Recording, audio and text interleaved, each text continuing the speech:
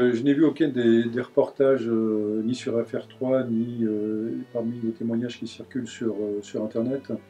On aborde donc le problème de qu'est-ce que la section du phylum terminal. Alors, on rappelle que les malformations de Chiari tirent leur origine sur une insuffisance de développement osseux de l'écaille occipitale et du basi occiput, et que la problématique est celle d'un déséquilibre entre le contenant et le contenu, qui est source d'une compression, entre guillemets, au niveau de la jonction crânio-cervicale. Et que c'est bien au niveau de la jonction crânio-cervicale que la problématique se tient. Mais il y a un certain nombre de situations dysgraphiques autres qui sont par exemple celles des moelles basses fixées. Alors quand la moelle qui théoriquement s'arrête au niveau de T12L1 eh bien, se positionne beaucoup plus bas de façon anormale L4, L5, S1 et que l'on est dans une situation réellement de moelle basse fixée, là oui, il y a un intérêt à faire une section intradurale du phylum terminal pour aller libérer la moelle épinière et libérer cette traction médulaire. Donc la totalité des neurochirurgiens en France est habilitée, sait faire ces interventions de section intradurale du phylum dans des indications qui restent rares, qui doivent être posées avec rigueur, et les malades sont sélectionnés, et c'est uniquement en cas d'aggravation, notamment effectivement sphinctérienne ou locomotrice, que cette indication est posée. Certaines équipes à l'étranger ont mis en avant cette intervention en faisant tout de même une forme de gagne-pain, il faut bien le dire, et dans une façon de réaliser celle-ci qui n'a pas beaucoup de sens, puisque ce n'est pas la section intradurale du phylum qui est effectuée, mais une intervention beaucoup plus bas, dans l'arrêt des fesses, qui va, de façon supposée, libérer les insertions terminales du phylum dans sa partie extradurale. Alors ça n'a pas beaucoup de sens anatomiquement, parce que il y a différentes structures anatomiques qui participent au maintien de la traction, en particulier la totalité des racines, la totalité des gaines durales des racines, mais aussi l'enveloppe durale du cul-de-sac lui-même, qui est relativement adhérent à la partie terminale du canal sacro-coccygien, et pas uniquement au niveau de ce qui est considéré comme étant la partie toute extradurale terminale du phylum. Donc,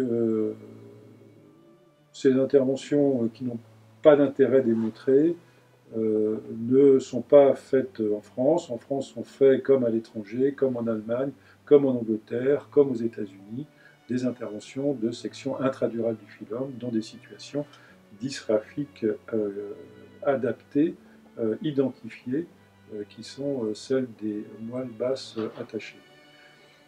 Toujours est-il qu'on a ouvert ici deux choses.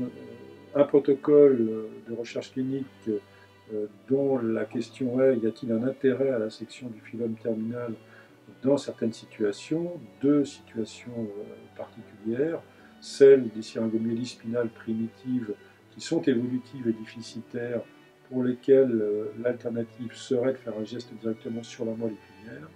Et la deuxième situation, qui est celle des échecs, certains échecs de décompression de charnière crânio-cervicale, avec des syringomyélies qui deviennent réévolutives. Donc on peut être amené à inclure des personnes dans ce protocole. Donc, le protocole est ouvert, il y a relativement peu d'indications, les résultats jusqu'à présent ne sont pas très probants, mais n'ont pas été traités de façon complète actuellement, et on ne peut pas donner d'éléments de réponse complets par rapport à la pertinence de cette indication. La deuxième chose que l'on a ouvert, c'est la possibilité pour l'ensemble des personnes qui souhaiteraient aller à Barcelone ou qui y sont allées de pouvoir être évaluées ici au centre de référence avec un regard, je dirais, le plus objectif que possible.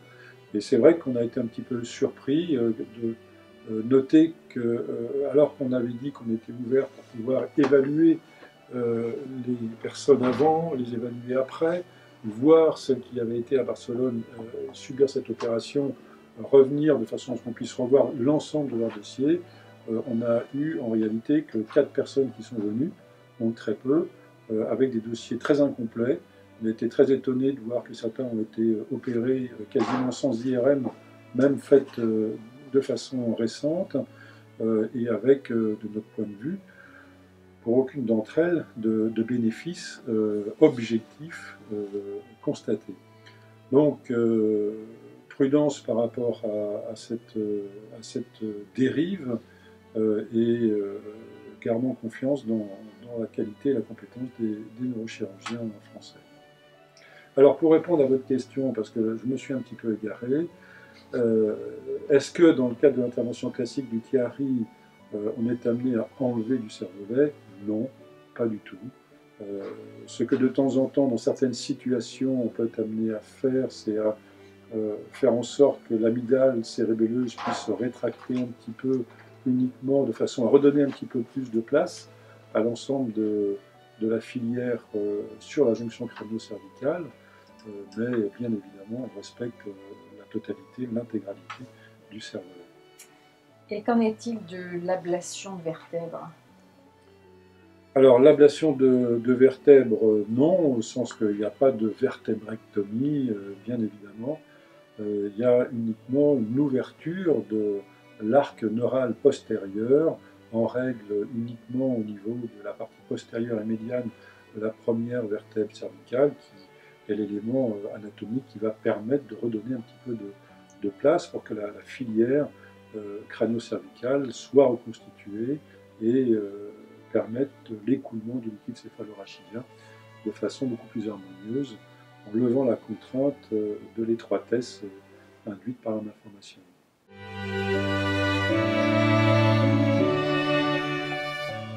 Non, c'est des interventions qui sont bien codifiées, qui se passent bien, pour lesquelles la durée d'hospitalisation moyenne est maintenant plutôt réduite à 6 jours, 7 jours, en fonction de l'endroit où la personne est domiciliée par rapport à l'endroit où elle se fait opérer. Après, il y a en général 1 mois et demi de repos convalescence. La personne est remise debout le lendemain, pas le lendemain, le surlendemain, parce qu'en général, on attend un petit peu la cicatrisation à 48 heures de l'aménage pour remettre la personne debout. Et que, fort heureusement, les complications sont tout à fait exceptionnelles et que ce sont des interventions qui se déroulent de façon très protocolisée et avec globalement d'excellents résultats. Donc vous confirmez aussi qu'il n'y a pas de nombreux décès? Non, fort heureusement, non, ça reste tout à fait exceptionnel, tout à fait exceptionnel. Fort heureusement, il peut y avoir une phlébite, une embolie pulmonaire, il peut y avoir quelques complications comme toujours en chirurgie, mais ça reste tout à fait exceptionnel.